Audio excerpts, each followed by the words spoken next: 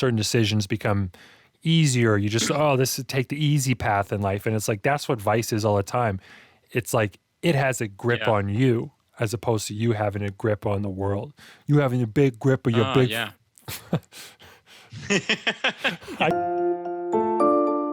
Welcome to Creative Insanity. Creative Insanity.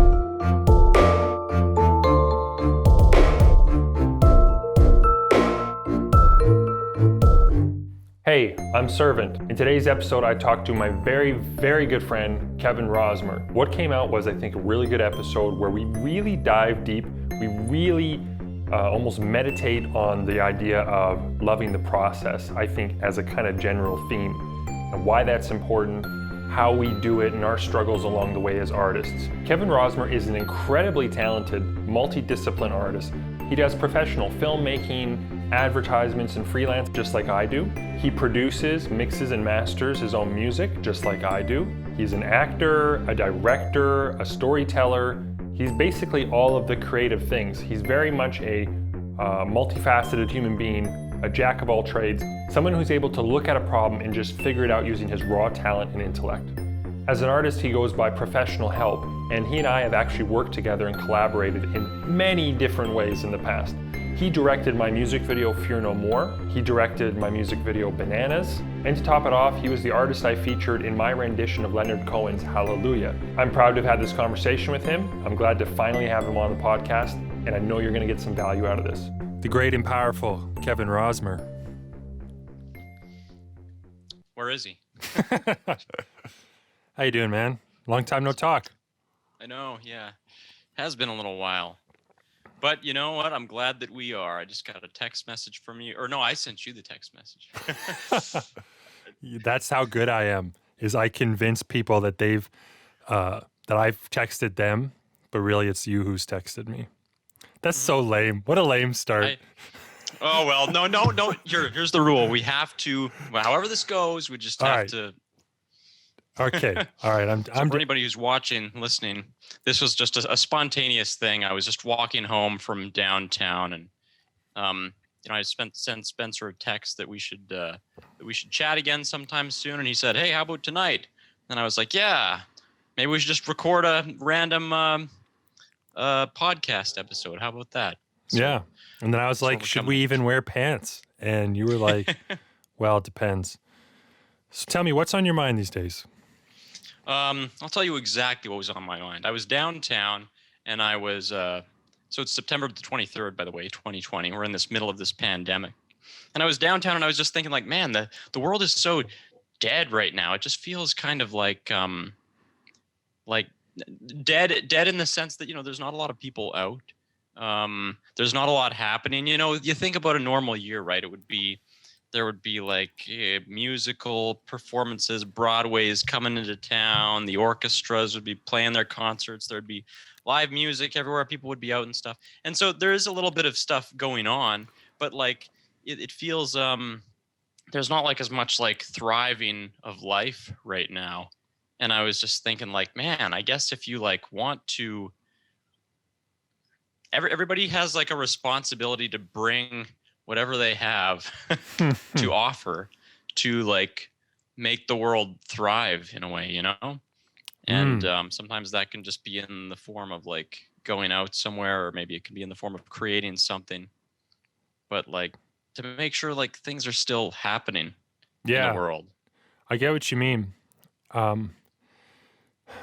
First of all, I think we have totally different towns. A lot of that you're describing, like, oh, the orchestra should be coming into town. Like, we don't have that here. We got some stuff. We have the world's shortest stripper has come to town, so that's exciting. Wow. Of course, I haven't frequented myself, but there's a billboard right up in the middle of town. There has been. That's exciting. Yeah. That's exciting news. No, Edson's all right. It's got a lot going for it, for sure, especially for the size of town it is. But very different that you're like, oh yeah, there should be like vendors and like stuff going on. And well, you're in New West, so you're basically Vancouver, and it is very different. It makes me think as well that when this COVID stuff started, shortly before it actually, I watched a few episodes of The Walking Dead. And that's a show that I love. Please, nobody spoil it for me. I've been going through it real slow. And I was like, man, everyone just brings everything they have to make this little mini microcosm of society work. That's what Yeah. they got to do for survival. And it's like, they got kids. Well, they got to teach their kids. Someone's got to do it. Someone's got to like teach them how to use a knife. And someone's got to like try to raise vegetables. What's that called? Garden? Yeah. Agricultural Yeah. production. Yeah. So, Farming. yeah. Yeah. Farming. We're super agriculturally gifted people, clearly. But just a couple of artists like, what is a pitchfork? But what's funny is that, so I went to this Baptist church, and I'm Catholic, but I double dipped a little bit just for the community aspect. I tried out the Baptist church, and I was invited there. And I noticed that they had a real involved community. People were doing all sorts of little things, and there was someone like teaching the Sunday school for the kids. And it's like everybody had a role. Someone was doing music, somebody came up and spoke, and it kind of invoked that feeling I had when watching that Walking Dead episode. And it kind of solidified in my mind where I was like, wait a minute, The Walking Dead, like that's what society is doing now. Everyone's in this survival mode, but because we're so safe and so secure, you have people who can go for like ballet and people who can do things that really don't add anything to your survival, but more so to the enjoyment of life, kind of like the Yeah. next level survival. And so I was thinking like, what a world, that's crazy. And then COVID happened and, we saw, I think, a darker side of how that feels. And you're saying, September 23rd, months after the pandemic, after it's wiped through the entire world, we're still seeing it, like not all the things have been called off. People are still wearing masks. There's still glass between you and your cashier. Yeah. Yeah. I mean, it still feels a little bit unusual. There is really this like limbo sense where it's like I was kind of thinking about it as like, okay, the world isn't like thriving, but we're also not like in complete despair. We're kind of like 30% back, kind of. But it is sort of this limbo type of vibe that's going on where it's like it feels very strange. Even though we're still doing a lot of the same things, in terms of like I was just having coffee with a friend at a spot that I like to frequent, and we were just hanging out. But yet, I don't know, the world still just felt a little different.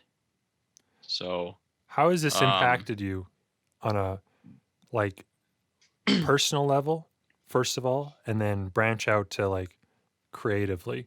Because I wonder if me and you have been impacted in similar or different ways. yeah. And again, it's hard to like say exactly how much it's been just this, which has impacted me. Like I've written I wrote like 3 songs over the summer.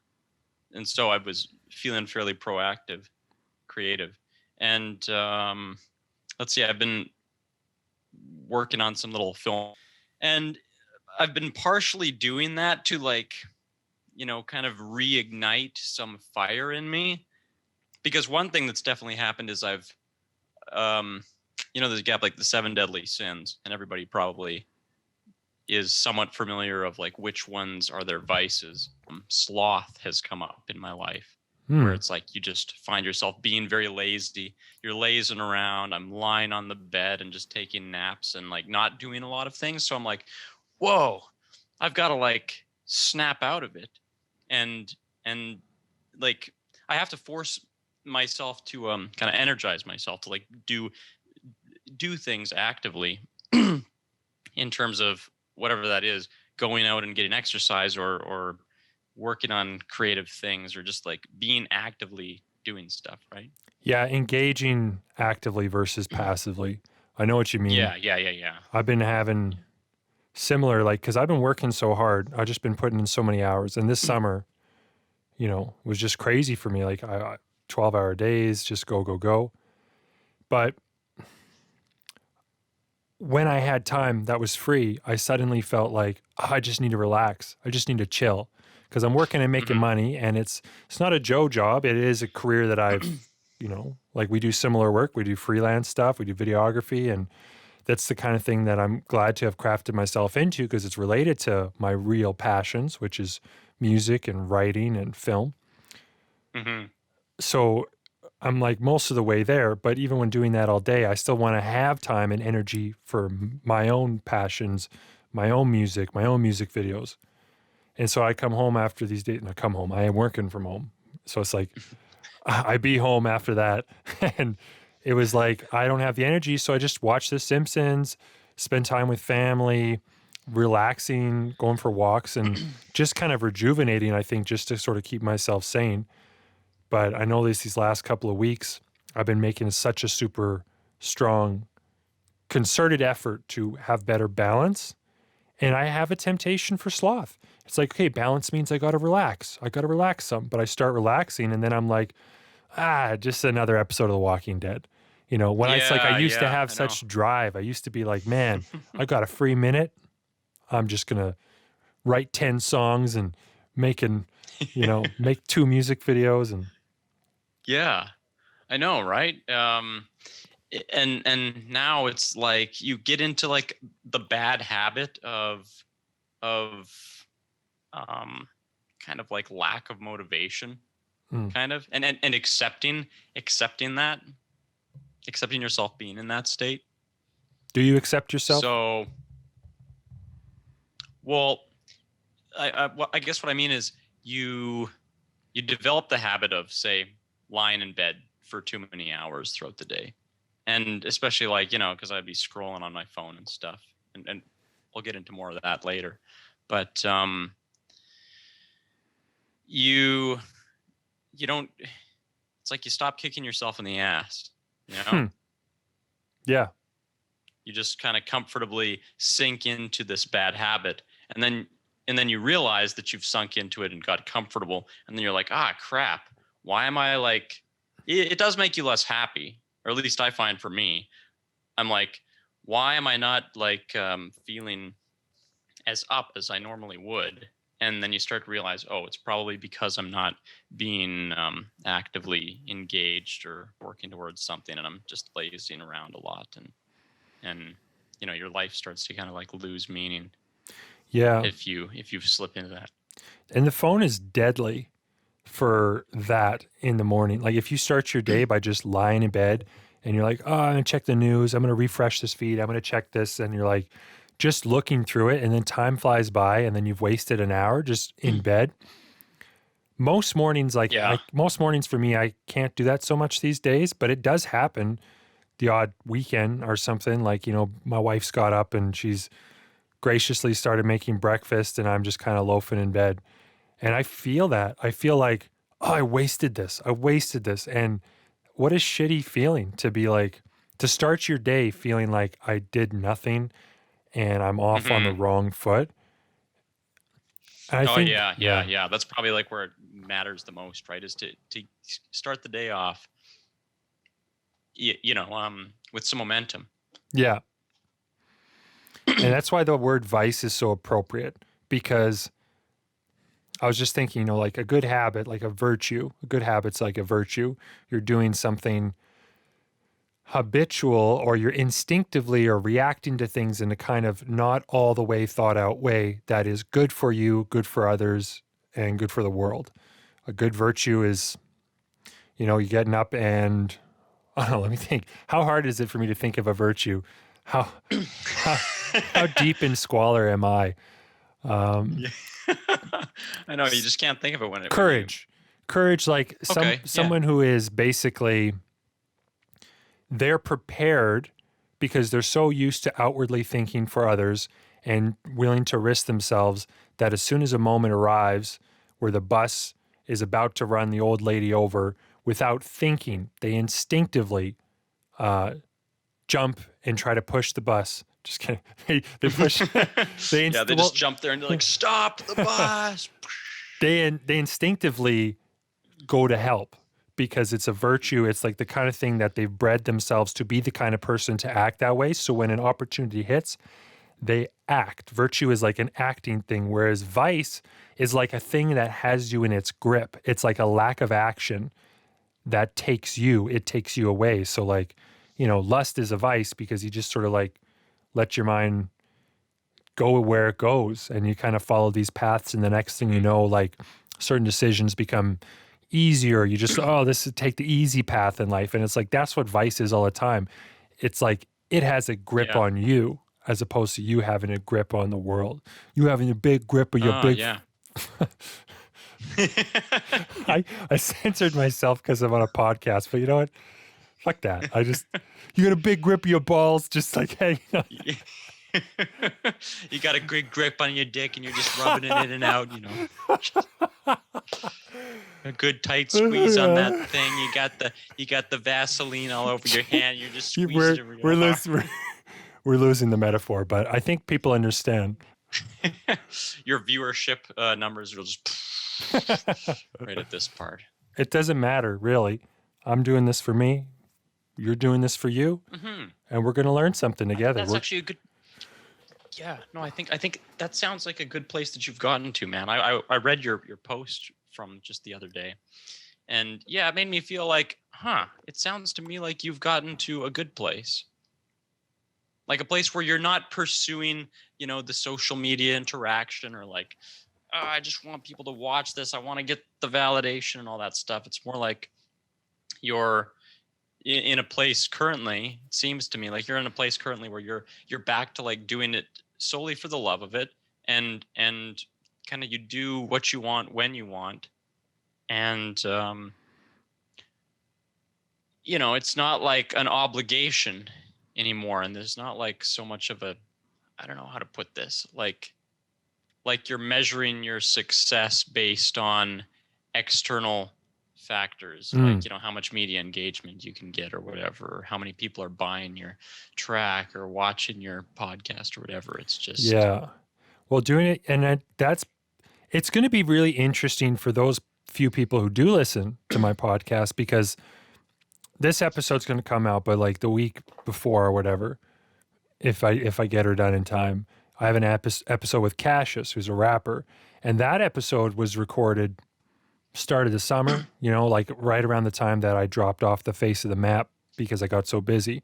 And what I talked to him about, like, I haven't edited it yet as of our conversation, so I'm going to like listen to it again, but I know it's going to be a huge contrast because he's very much like a workhorse. Like, if you're not working, if you're not getting shit done, it's not going to happen. And I remember feeling very convinced and like, yeah, this all makes sense. And you got to have like all these good habits that you're daily working on your stuff. And I feel like I felt so convinced then, but because life got busy and my priorities shifted, it's like I fell away from that. And I got to this place of, at first despair maybe, where I was just like, man, nobody cares about me and I suck.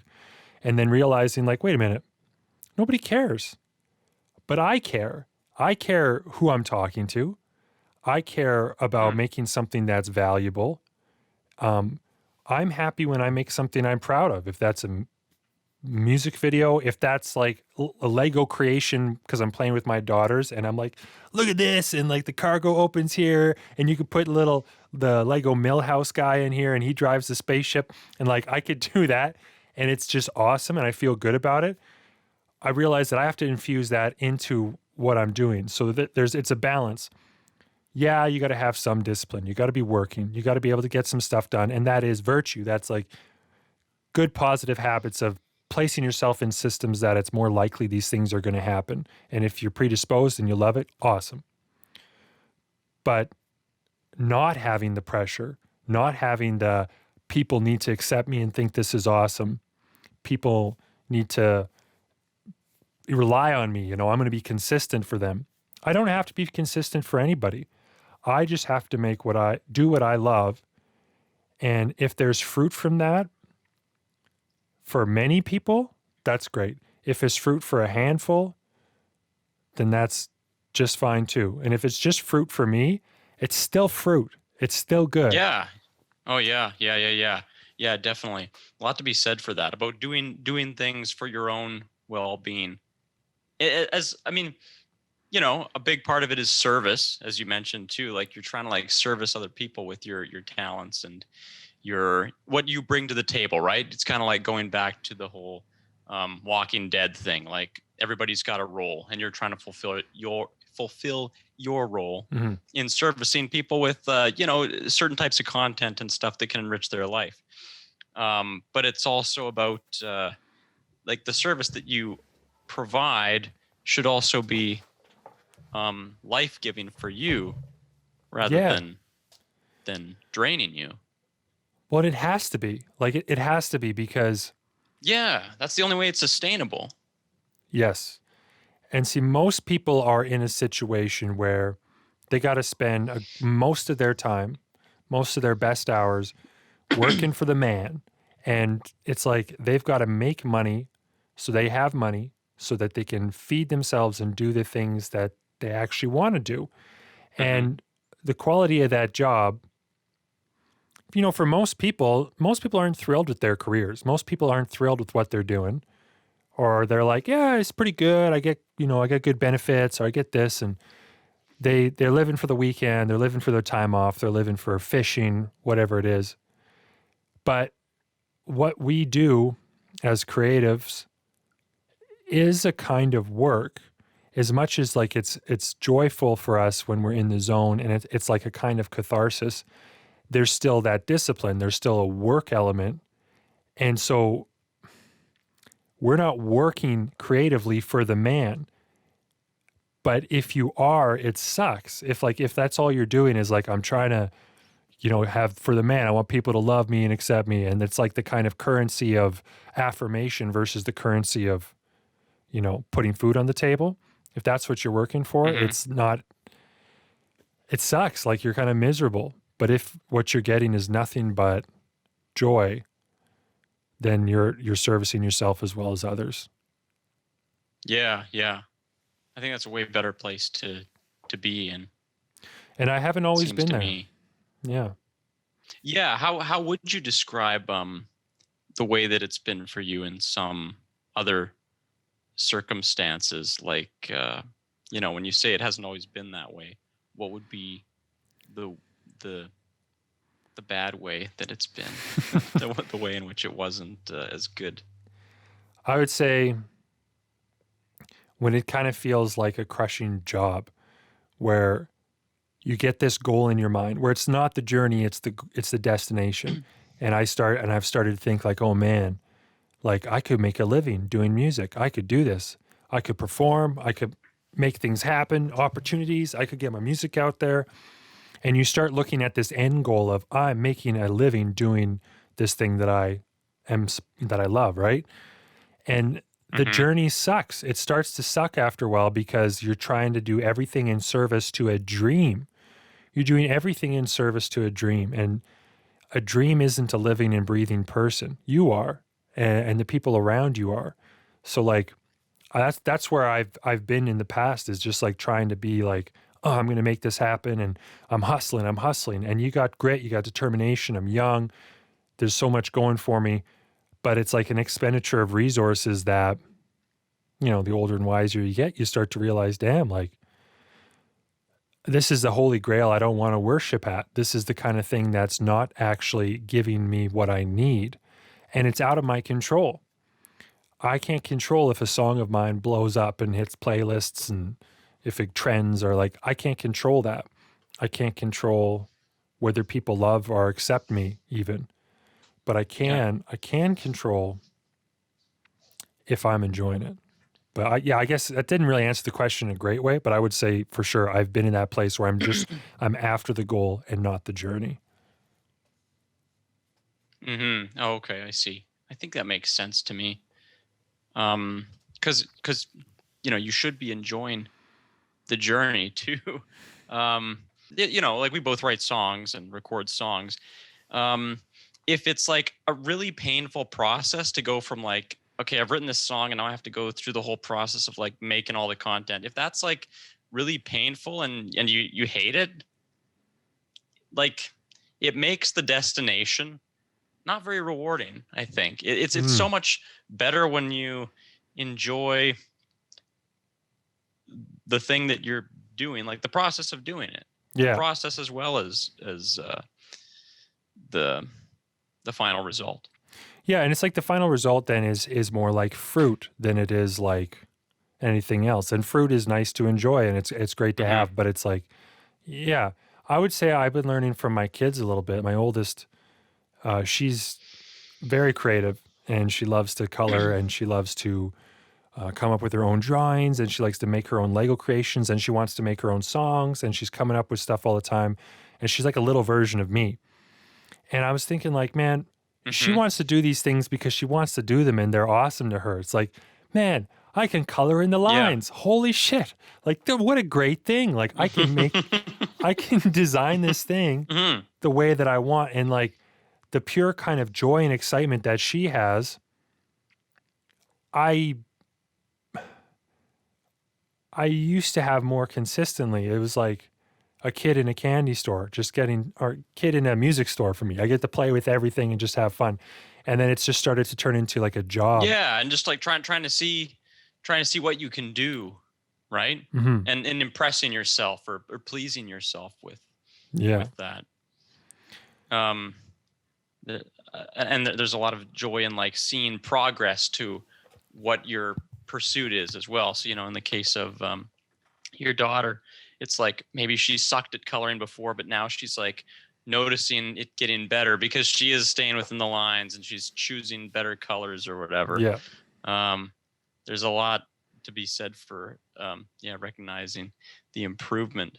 And that actually reminds me, like what you're describing reminds me a lot of when I used to make movies in my backyard as a kid too. It was like we would just do it for like, you get your friends together and you do it because that's like the fun thing to do. Like you wouldn't want to be doing anything else. Yeah. And you're not doing it like so much for any particular purpose. You don't think, it's not going to make money. There's the anticipation of like showing it to your audience, which may be your classmates or your parents and that sort of thing. But you make a project kind of just for the sake of making it. And it almost doesn't even need to be good. There's a lot of fun that comes from trying to make it as good as it can be. But so much of the enjoyment of it is just like hanging out with your friends and making something. Yeah, 100%. I mean, I think a good example for us is that think of Fear No More. Think of like the full life of Fear No More. So Fear No More, for those who don't know, it's one of my songs from my album Identity. And I went down to Vancouver and I worked with Kevin. Kevin was the director for the music video for that, as well as Bananas. And we got together, we hung out for half a week or maybe a little more. And the filming, like, remember how just exhilarating that was? The filming part coming up, we're like looking for locations. I'm like running naked in a field, like, what? This is crazy. It's like, it was just bizarre. It's like, we're going to make art. This is going to be amazing. We're like, a journey from like triumph to wretchedness. We're going to capture that on film and I'm going to like embody the devil. And we had a makeup artist and we had like all this stuff that was fun and powerful. And then it's like, what happened after that was, I think, a very fair amount of like procrastination. Because then the editing process was coming up. And at that point, it's like, I think I was like putting pressure on you, like to edit, because I wasn't editing at that point. I was still learning how to edit. And it was like, man, it's got to happen. And it was like, then it's like a job. Then it's like, okay, the editing part was like, now it's like, got to do something. It's got to make this goal happen of kicking ass. That's got to be like the super successful video for Spencer.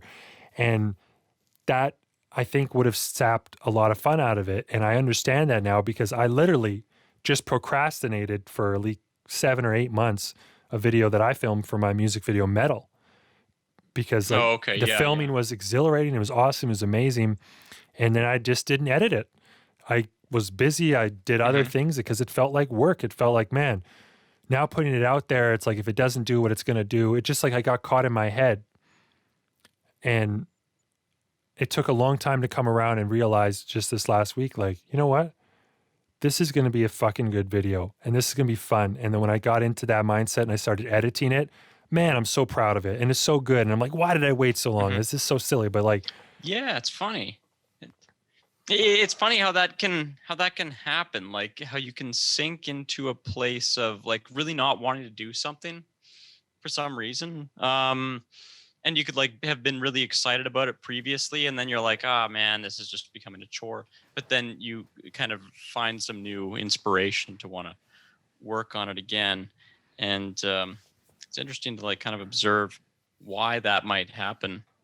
I know for one thing, oftentimes something can seem really intimidating like before you start, and then you just get started and spend a little bit of time on it, and then you kind of get into the flow of it, right?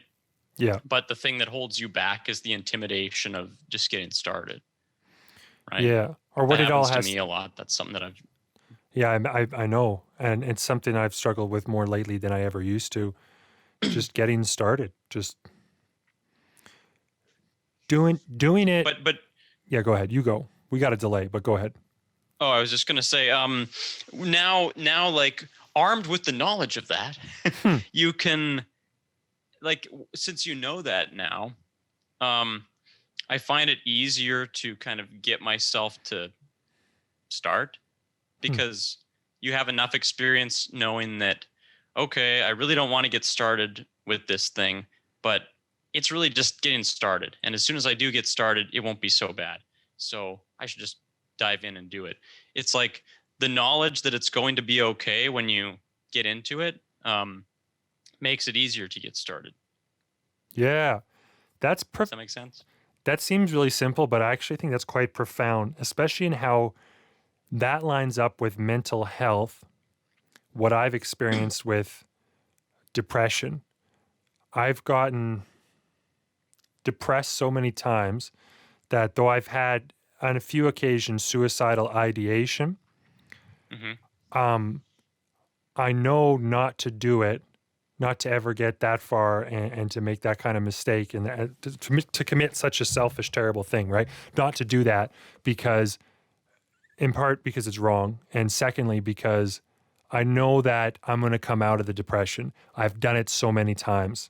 Like I've gotten, I see what you're saying. I've gotten into it so many times and I've gotten out of it that it's like, you know what? I know this sucks right now and I know I feel really down, but the history and experience of having gone through it so many times, it's like, I know I'm going to come out. So even if I felt like killing myself, it would be wasted. It wouldn't be good because I know I'm going to come out of this and that it's not going to be forever. And I don't know why I drew that parallel, but that's like psychological parallel for me with the same thing as like starting. Yeah, if you know it's going to kind of suck every time, but it's like when you start doing it and you know that after it sucks, it gets better, you're more willing, I guess, to embrace the suck and be like, it's not the end of the world. Yeah, exactly. And yeah, that's it's good that you mentioned that because when you start to notice like these kind of cycles happen or these patterns of like, you know, how your life goes, that things get better and then they get worse but they get better again. Because it's so easy to be caught up in the moment, but when you've been through that cycle enough times and you know, yeah, life does get better and I'm not going to be feeling depressed forever.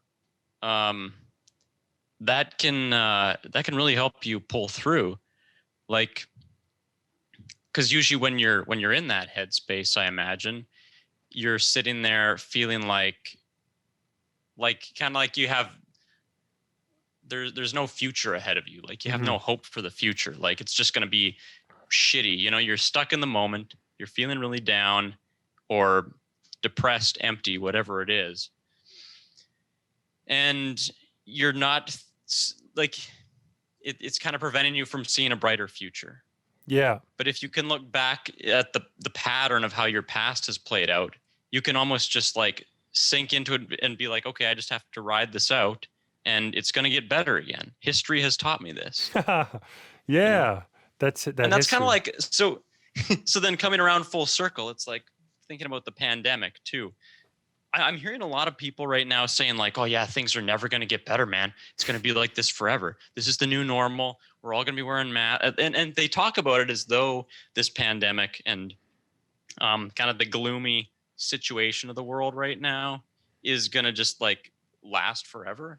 Mm, Because it's kind of like that whole thing. It's very similar, I think, yeah. that we're in it right now and we don't see anything beyond it. We don't, it's hard for people to see like the light at the end of the tunnel. But if you look back at history, it's like, okay, well, the Great Depression lasted for however many years, and then there was World War II, and like there was a long stretch of really shitty events that happened. But eventually, we got into like the glorious '50s, and then the swinging '60s, Yeah. and blah blah The blah, sexy whatever else came 70s. after that, and then there were some other shitty times, and there were good times again. And it's like this is just the way like history goes. Like the world will thrive again at some point. Yeah. Damn. That is. We don't know how shitty it'll get or how long Yeah. it'll be, but like, That's so true. It's so true to like want to, and people collectively want to stay in that zone of like despair, you know. And we see a lot of, well, suicides, for instance, are up statistically. They skyrocketed during COVID, Yeah.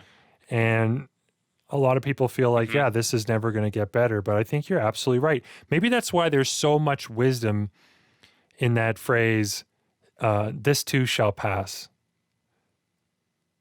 Oh yeah, I think so. Because it's like, That's very much like what we're talking about. so I wonder if that's, it's funny that you have to keep learning the same things again and again. And, or how like the first time you hear something, it triggers something in you and you learn it and you go with it and then you move on and then you return to that. Like this too shall pass means something different to me now than it used to when I was a kid, when I first heard that. Oh, okay. It's like, it's a kind of thing that grows. Like wisdom is maybe like that, where it has multiple applications and is always fresh and new and alive somehow. Yeah, because it's like it applies differently based on the experience that you gain in life, I guess. It's kind of like if you rewatch a movie, a dozen years after the first time you watched it and you interpret it differently, or a song kind of impacts you differently down the road. Yeah. Or something that just didn't mean anything to you at one age suddenly becomes very meaningful to you later on. And that's life, folks. That's we've solved it. Yeah, we've solved it right here today, ladies and gentlemen. It is disconcerting though, like to not dismiss some of the feelings. Like, I mean, you're walking around feeling like, what did that feel like when you felt so empty and like there's no one around, like the world is kind of not present anymore in normally a very busy time? Yeah, well, what I felt like was, see, I didn't exactly feel like down or depressed, but I was like a little bit blue. It was like consciously I was aware that I was still living my life very regularly and there were still people around, but it was kind of like there was this dark cloud kind of lingering over me in the back of my mind, that it's like subconsciously I know that things are different right now and I'm seeing like subtle signs of it. Yeah. And I think when there's uncertainty about the future, it can leave you a little unsettled. It's like you don't have any direction when there's so much uncertainty. You're sort of like, well, what should I do? You feel a little bit lost. You feel like you don't know where you should go or how things are going to be in a few months or a year later. And then you do start to wonder, well, are things ever going to get better again? Interesting. Or is this just like the way that it is? So the thing is, I guess, is that you have to like actively remind yourself of these things. Yeah, it seems like a paradox almost for a minute, because like what you're describing is this cloud, right? Like this sort of fog. And when you're in the fog, you don't have a destination necessarily. So you kind of feel like, where do I even go? What direction? And it's like just a minute ago, we were talking about how we need to enjoy the journey and not the destination. Mm-hmm. So like, if that's where we are, it's kind of funny. It's like, wait a minute. If we're in this spot where we don't don't know what the destination is. We don't know where it's going. Mm-hmm. Maybe it's not. So the maxim is, enjoy the journey, enjoy the process, not the destination. Maybe it's hard on both ends. Maybe it's hard to, number one, we have a strong tendency to focus on the end goal. And number two, maybe it's also hard to actually embrace the journey, because even when you take the end goal, even when it's like all you got is the journey, all you got is today, maybe even that side of things is hard for us to be like, wait a minute, one day at a time. Let's just embrace this. Let's make today a good day. Let's, make my bed this morning. Let's do something good.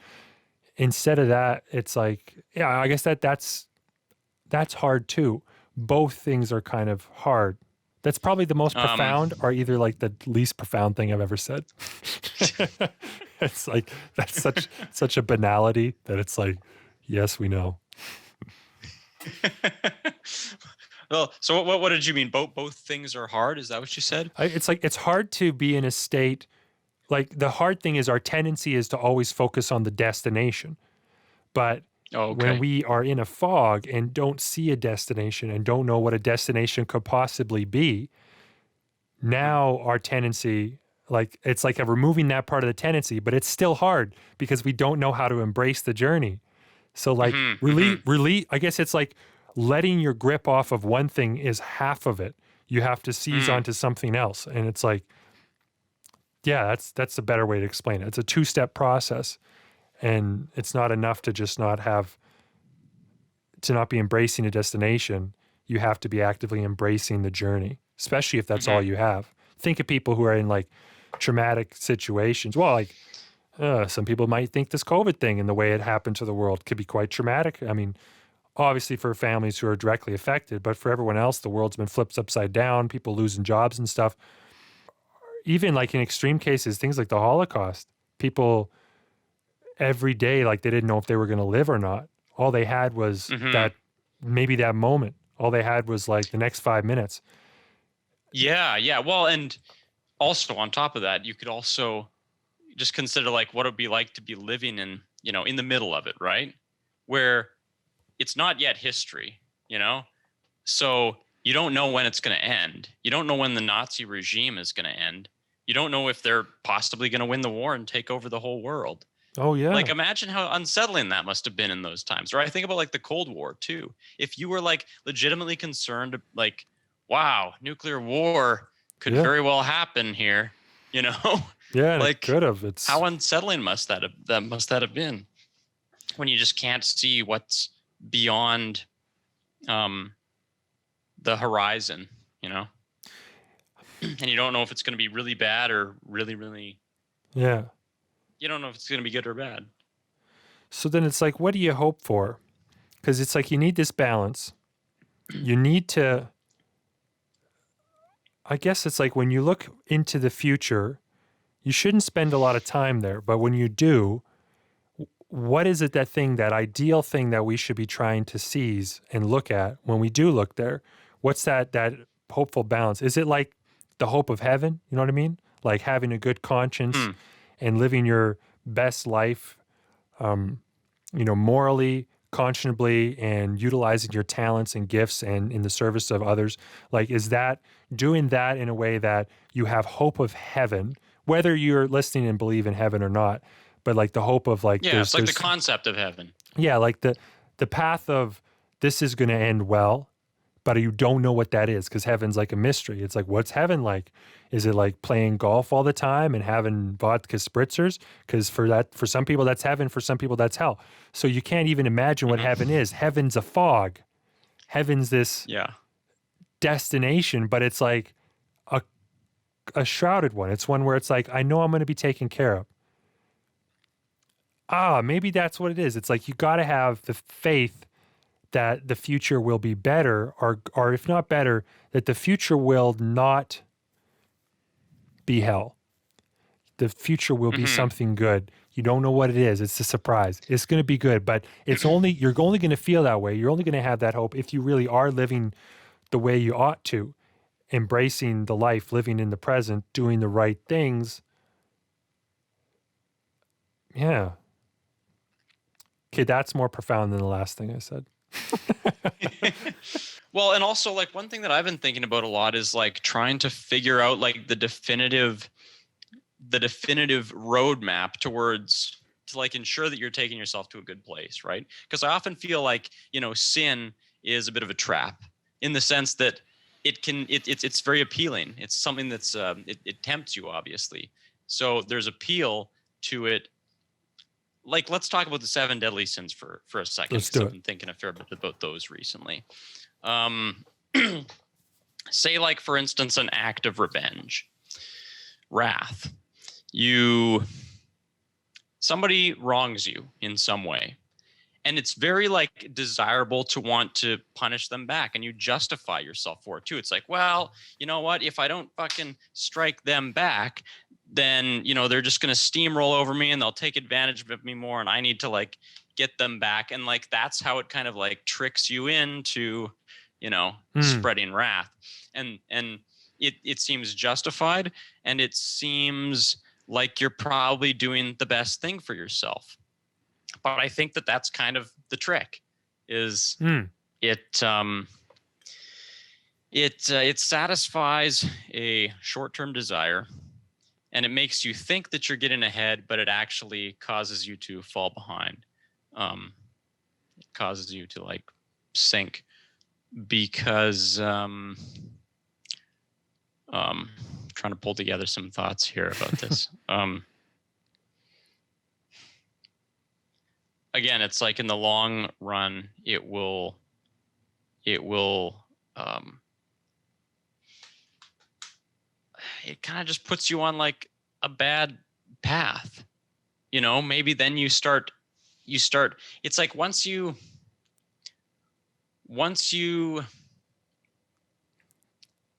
well, let's think about murder for a second. Okay. The first murder is always the hardest, right? But once you've done it, then it's easier to do it a second time and a third time and so on and so forth.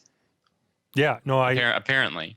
No, it like, definitely is true. It's like any sin. As soon as you break that wall, it's easy to do it again. And because probably psychologically, you've created the neural pathway that it's answered the call in your brain, and so now when that thing calls out again, you go, "Oh, I know how to answer that," and you go to that neural pathway.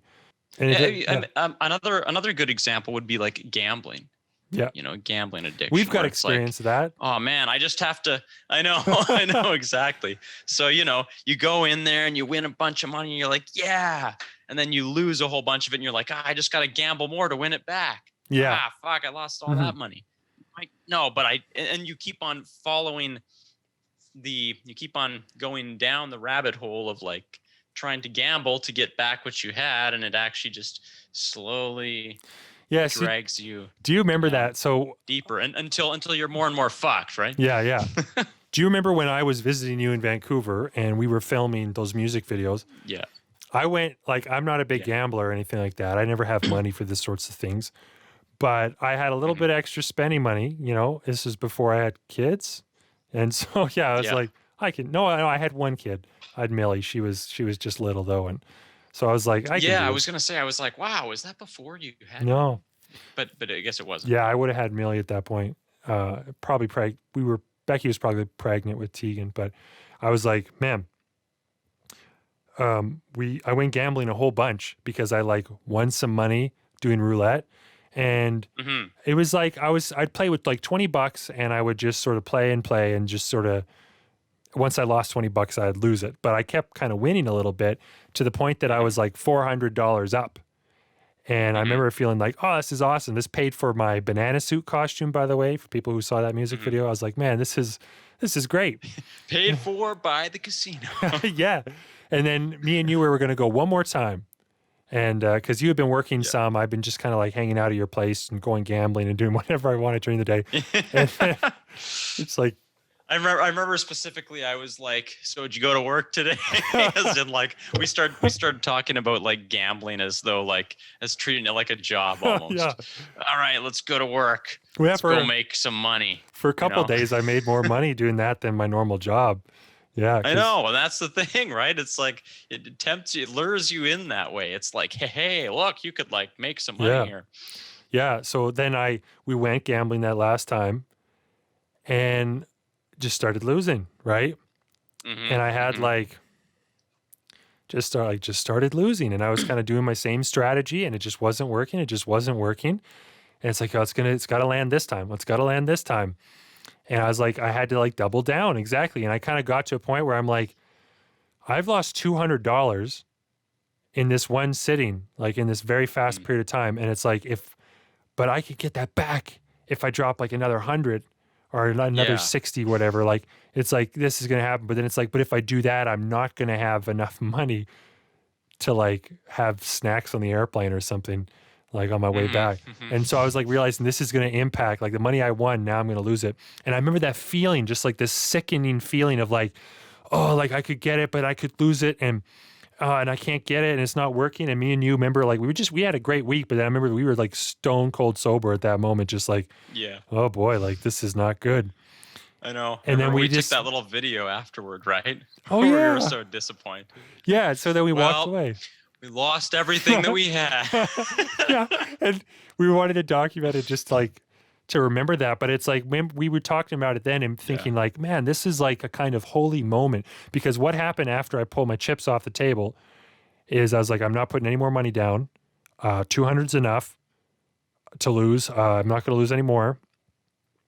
My strategy, the very next, they rolled it again and it would have paid off that next one. But then we were talking, it's like, but would it have? You know, because she might have, you know, she might have taken the time to give me the money. Would she have rolled the ball the same way? Like, probably not. Like there's no way to know for sure. But it's like, I felt like if there is a God, he was up there kicking me in the ass then and being like, did you learn something? Did you learn how fast you could lose everything? You know? It's funny when you have those moments, right? Those little learning moments. And it's like, and the thing is, it's like it stings. Usually when I have one of those learning moments, it stings, but it only stings a little bit. And I'm always like, whoa, well, like that sucked. It sucks that didn't work out for me, but it didn't hurt that bad. And you taught me the lesson. Yeah. And interesting. So you leave feeling like the real gain was the lesson, and the lesson was far more valuable than what the thing was that you were after, you know? And I really do think that with like gambling especially, and you know, other things too. I can't think of all the examples right now, but I have a lot of those like learning moments where you're just like, it's a very clear lesson. Yeah. And it stings you a little bit just to like show you something, and hopefully you get it that time so that it does keep you out of trouble down the road. Yeah. You know? It's why like, you know, like we've been open about this and I've been open with people. I've talked about it before. You know, I've struggled with pornography addiction. I've been making some gains. People should be happy to know, but it's still a struggle for me. It's still a battle. I read a book right there called The Porn Trap. And it's about people who deal with this addiction and how they get out of it and what, you know, stuff like that. But it's very scientific based and shows these big problems. And one of the most prominent things is that people have to hit rock bottom before they get out. And it's kind of true for most, for many addictions, is people have to hit their own version of rock bottom before they realize, whoa, like this isn't going to be good for me. And my rock bottom for gambling, let's hope, was losing that $200 in like 10 minutes, you know. But someone else's rock bottom is like losing their house, losing their marriage, like some people it's a lot lower. And so like for me, it's like with any addiction, part of it is like you kind of have to decide where your rock bottom is, and you have to be willing to treat it as such. Because a lot of people, like, they just don't make a change until they've hit that bottom, until they've actually come across the edge of their world and realized the impact of their actions. It's why you don't protect your kids from, you don't protect them from the consequences of their actions within reason, right? Like, obviously, if they're 4 and they jump in front of a train, you're not going to be like, well, this will learn them, you know. Like, they'll never do that again. You got to have some sense of reason. But as your kids get older, part of that is you let them feel the heavier and heavier weights of their actions. And if you don't let them feel the consequences, you are fucking your kids up. And there's probably there's probably kids or children, we're all children, people who are listening to this who are like, yeah, I was one of those kids. Or there's adults who are like, I'm probably doing that to my kids. Like you have to let your kids have the consequences of their actions within reason as best as you can control it. Because what happens, if you die or they're 18 and they move out, then they hit the real world and they need to hit that edge. If they know the edges are there, they're going to be safer. People run and jump off these edges all the time. They jump off the cliff without even knowing. And I think sometimes it's our fault, like we don't. Yeah. Well, and I guess like too, like when you become an adult, you're more capable of just like doing more things, because you just have freedom, you have more freedom. You can drive, you can go places, you have money, whatever. So there's, if you haven't learned a lot of those lessons, with that freedom comes the potential for getting yourself into more trouble. So it's like, if you haven't learned those lessons earlier on, then you might just be like, fuck, just gonna like go buy all these drugs or something, or I don't know what you might do. Legit though, people do that. Drink and drive, maybe get into a car accident, stuff like that. Get an STD, get somebody pregnant unintentionally. Right. There's all kinds of like life altering things that could happen as you yeah. that could certainly happen. Yeah. I just have to remind people that I'm a gangster, so I'm straight up gangster rapper. So we say things like that. Keep on. Yeah. Totally. Got to keep my persona. Just keep up with the reputation. Yeah. Sheltering people can really do them more harm than good in the long run. And I think it's also really important to teach kids, to allow kids to make their own decisions when they're young too. Like, because decision making is something really important. We all have to make decisions in our lives. And if you're kind of like, if you're brought up where somebody else is making decisions for you, like, you're just not going to be equipped to really kind of assess and evaluate and decide for yourself. Like that's an important process to work through, I think, is the process of like being faced with a choice, weighing the odds and the pros and the cons, and then settling on something and then seeing how it plays out. Yeah. And actually, I'd wanted to bring up also the Social Dilemma documentary. Did you watch that? Yeah, I did actually. Yeah, let's talk about that. Oh, okay, great. Oh, we should talk about that. Let me grab some water first. I'll be right back. Okay. I'll go get some tea. We'll be right back, folks, after these messages from our sponsor, the tea company. I don't know who makes tea. The James Tea, isn't there like a special... there's like a specialty tea company. Anyway, they are our sponsor. How did that documentary make you feel? And was it anything that you didn't already really know anyway? I would say I wasn't quite enlightened to the depth of which it could social media could be influenced, or social media could influence polarizing viewpoints and even causing upset in elections and stuff like that. Like, I guess it kind of made sense, and I'm not surprised to hear it, but I never really thought about that part too much.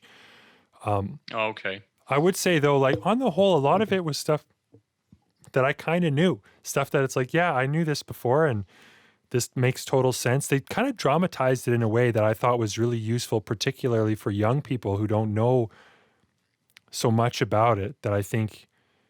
It's like, yeah, it is spooky. It is like a crazy thing. Like, you got these three people creating this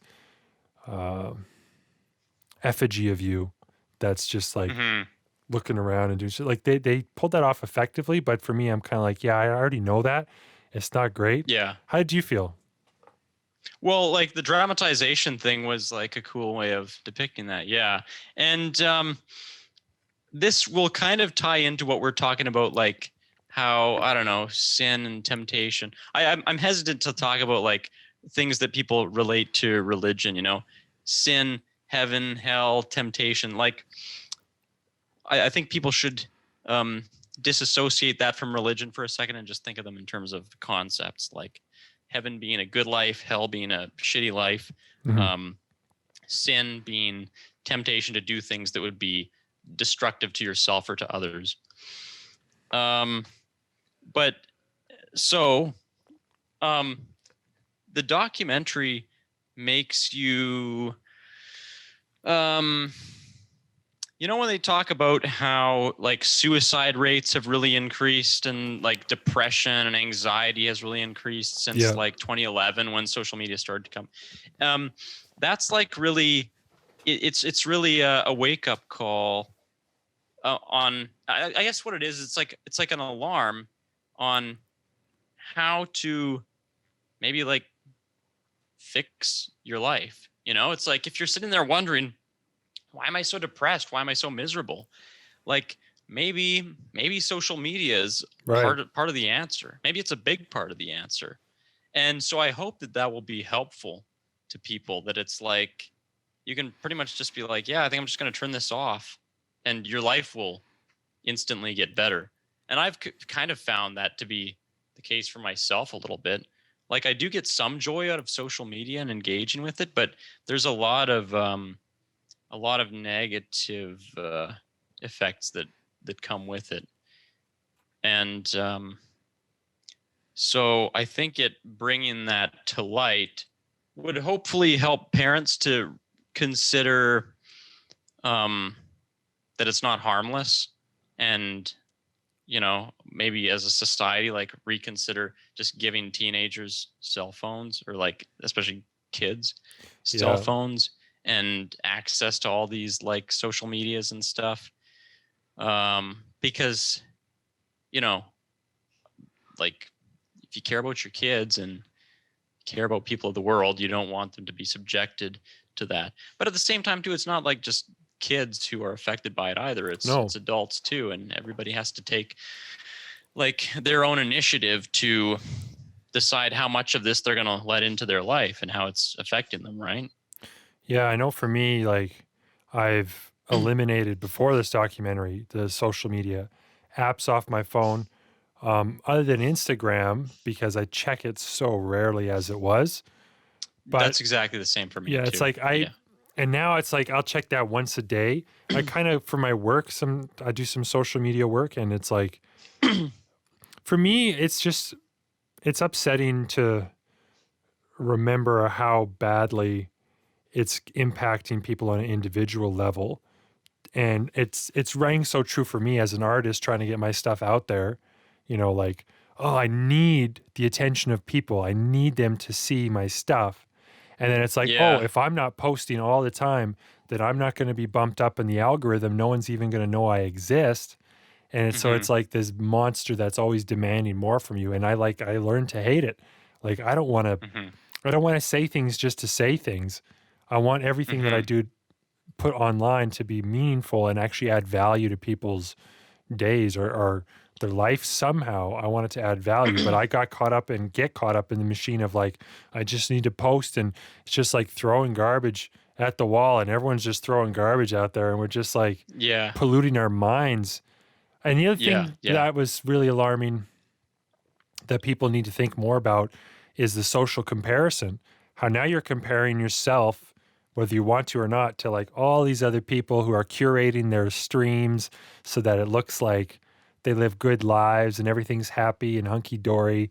And then you get to count the likes that they get on their posts. And like, whether you want to or not, you're creating these social comparisons in your mind, and it's not healthy. It's like straight from hell. But that's sort of like how it kind of lures you into, is it sort of disguises itself as this harmless thing.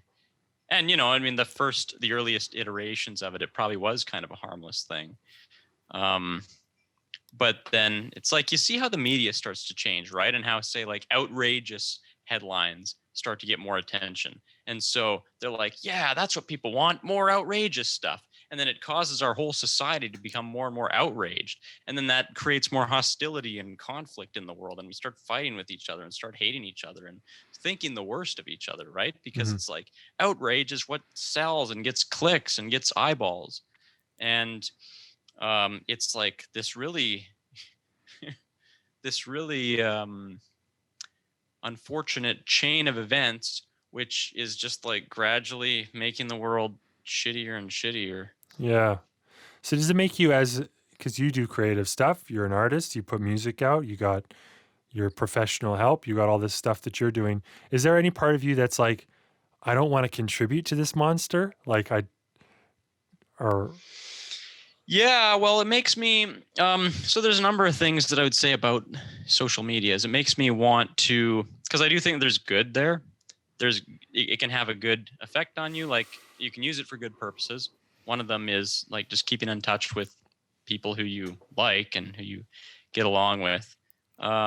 Exposing you to like diverse ideas and that sort of thing.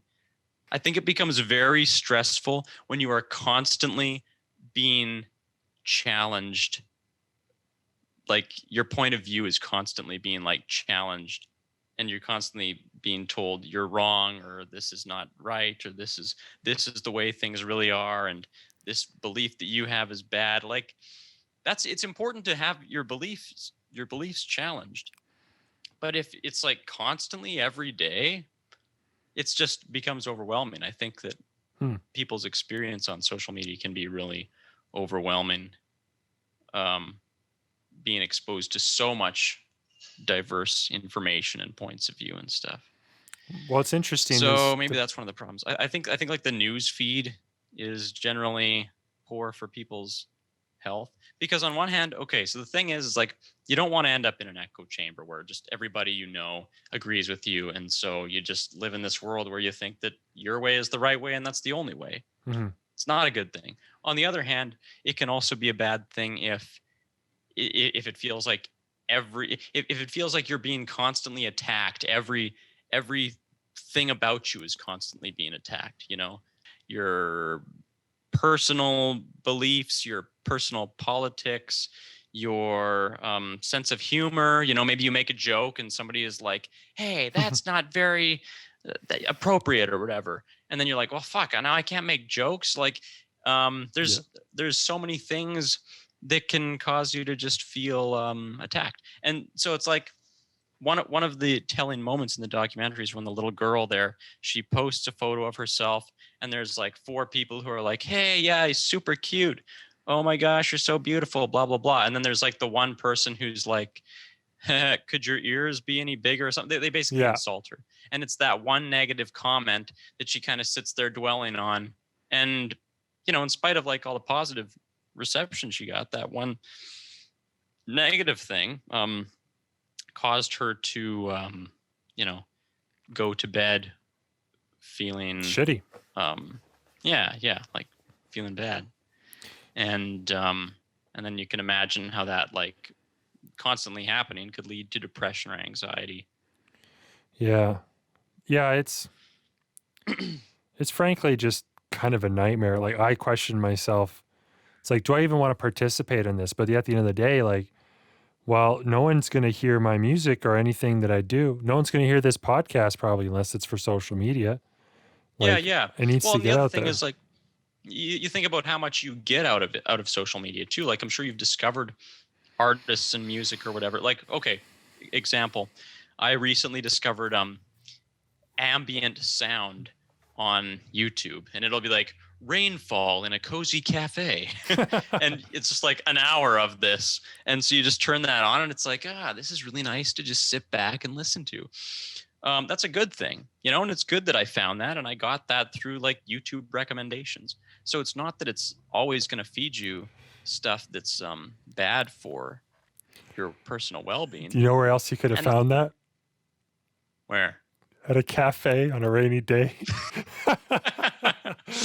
Yeah, but man, you can get this on demand wherever you're at. It's not the same. You don't have to wait for the rainy day to happen. Yeah. But actually, one of them was like this. It was like Victorian Britain nighttime. And so there's like crickets, and you hear like horses galloping along or trotting along in a carriage. So they create this ambient sound that makes you feel like you're just hanging out in a Victorian village or whatever. That's interesting. So that's something that you can't get anywhere, right? It's like it kind of puts you in a place that you might like to be in. So there's a whole bunch of them though. And anyway, so that's just an example of like you find great things on through social media. Sometimes it could be great music or some really valuable insight from like some self-help person, or like instructions on how to fix something. At the end of the day, though, I always kind of Um, feel not good. Like the more time I spend on it, the less I feel like this was a good use of my time. Like I think like there's a lot of other ways to find things too. And I mean, a lot of it's just word of mouth, right? Like the social media of socialness, like people being social. It's like calling someone up and like, oh man, did you hear this? Did you see this movie? You seen Tenet? Have you seen that movie? Like people are like, yeah. we kind of forget to talk to each other too. I think like if I just had to make a judgment call of like, is social media a net good or a net bad? Maybe that's oversimplifying it, but I really feel like it's not a net good for society on the whole. But then Yeah. it's I like think it is kind of a mixed bag, but the medium is the message, and the medium of social media is not a good message. It's like of comparison, of news feeds, of looking at each other from afar, of curating things, of like presenting yourself in a certain light, and so I think that there's a lot of danger there. And I think a healthy individual ought to limit somewhat their access or put it in its place or remove it altogether, but at least put it in its place. Like, their exposure. yeah. And some people's like for work, like they got to be on there. I think why a lot of people stay on it is because they're afraid they're going to miss out on events. They're afraid they're not going to hear what's going on. They're not going to hear about what's going on in town. Like all the events, like the way that it's kind of infiltrated normal things. Like, how would you do that before? There's like boards in town. People would post stuff. You could even check the website of certain places, right? Websites were before social media, so Website's pretty okay because you can just choose to go there, right? And it's not trying to like bombard you with a message that's catered specifically to like, I don't know, push your buttons or get you to do something, right? It's just here's the information, go find what you need. It leaves the power in the hands of the individual. But social media is like feeding you stuff that's not necessarily good for you. And I mean, I kind of feel like social media has taught us that we all like hate each other. like because it's exposed us to things about the people in our lives that we didn't really need to know. Like, you know, that Fred is into this crazy conspiracy and thinks that shut up, just Fred. Crazy thoughts. Yeah, exactly. You know, it creates like this animosity between people because you learn things about people that you probably shouldn't have known and didn't really need to know. And I've also noticed like people interact totally differently online versus in the real world. Like you don't walk into the real world very often and see people being like, "Hey, fuck you, man. Your opinions suck. You're stupid, and so is your family." Like people face to face don't very often engage that way, but it's like the norm on YouTube comments or Facebook comments or on Twitter, like these feuds between people. You're just like, man, when you're constantly being engaged in this stuff, it's not it's just enough to like make you go nuts if you're constantly being engaged that way. And it doesn't seem like we're learning how to like it doesn't seem like we're developing social media etiquette. Yeah. There is like a kind of quasi etiquette that's developed, but I think that is at least a bare minimum. But I just think like in its current form, it needs to be better suited for humanity. Like for everyone who's like listening to this on YouTube or they have found it because I posted it on Instagram or something like that. I mean, I'm grateful you're here, and I'm grateful that social media brought you to this place that is hopefully providing some value. But there's also part of me that's kind of sad that that's how it had to be. You know, I've thought to myself, marketing wise, like, you know what I should do is like I should just try to get everybody's phone number or email, like phone numbers. Just get everybody's phone numbers who actually cares about my music and my podcast and like who wants to actually pay attention. And then it's like just be able to send out like a mass text or something and just be like, hey, here it is. So it's like it completely subverts the social media process entirely. Yeah. I mean, that's one of the advantages of like building up the email list, right? Which everybody says is what you should do anyway. They're like, yeah, email list. That's what you need because, you never know if your social media will get banned for whatever reason or if it'll, the service will just fail for some reason. Not too likely, but like, it's not too likely that Facebook is going to go under, but, your page could get banned. Like mine got shut down because of like some weird thing related to my account that I was managing for my brother's page, and his page got a strike. And then as a result, they deleted all the pages that I was connected to. It was just a weird random thing, right? Man, that's messed up. Yeah. And they have all the power, know, right? Yeah, like that's where it's like having an email list is like a little more secure. And again, you're communicating directly to the person. You're not exposing them to like all this other shit. You're communicating directly to their junk box. Well, yeah, sometimes. That's just me being a bit cynical, but I think we're gonna end it right here, and I'm gonna end it on that cynical note because that's real. That's how I feel a lot of the time. Is kind of like cynical, and like in terms of like creativity and sanity being this quest, it's like it's not perfect all the time. We don't always come to like these great conclusions like, yeah, life is great and this is what you got to do to make everything work. Sometimes it's like, you know what? Social media kind of sucks, but seems like we have to use it. Seems that way. And I don't really have any answers about, I've thought about quitting and stuff. I don't really have like my mind made up about what I'm going to do about it all, but I just feel kind of like cynical about it. Not great about it. Like it's a foreign substance in my stomach. Like I ate something bad and I'm like, am I going to puke this or am I just going to be on the shitter for 3 days? Like the questions of what's it going to be. So, yeah. Any final words that you have for us? Yeah, I mean, I'd like to plug my stuff, of course. Yeah, but I'm going to plug my website instead of the social media pages. So for anybody who doesn't know, I'm a musician. Yeah. And I make music. Yeah. Which is what musicians do. But so the name of my band is Professional Help. And if you go to professionalhelpmusic.com, you can listen to the one song that I have out right now. And I'm working on another one that's going to be done very soon. I'm really aiming to get it done by the end of this month, 2020. And but yeah, professionalhelpmusic.com. If you want to go to the Facebook and all that stuff, then the links are on there too. But anyway, that's probably the best place to go to like see what I'm doing. Yeah.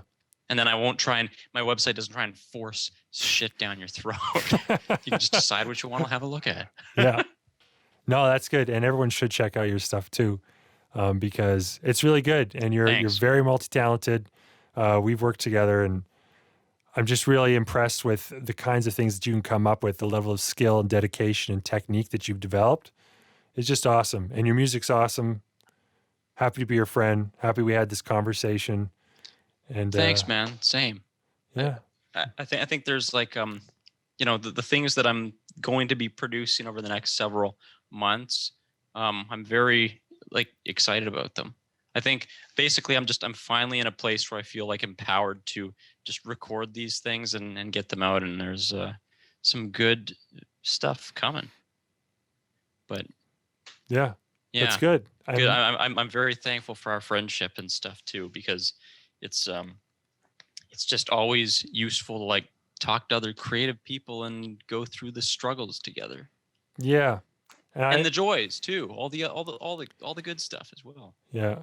And I like that we can discuss these, like, we can actually get into things on a deeper level, like it's sometimes like conceptually, like to walk through things to be like, why are we here? How do we get here? What are we doing? Like that stuff's really helpful for me. So I think it's helpful. Yeah, same. think it's helpful for other creative people to think about that kind of stuff too. Like the big questions matter as well. And yeah, I'm going to cut it right here. Snip! Thank you for listening to today's podcast.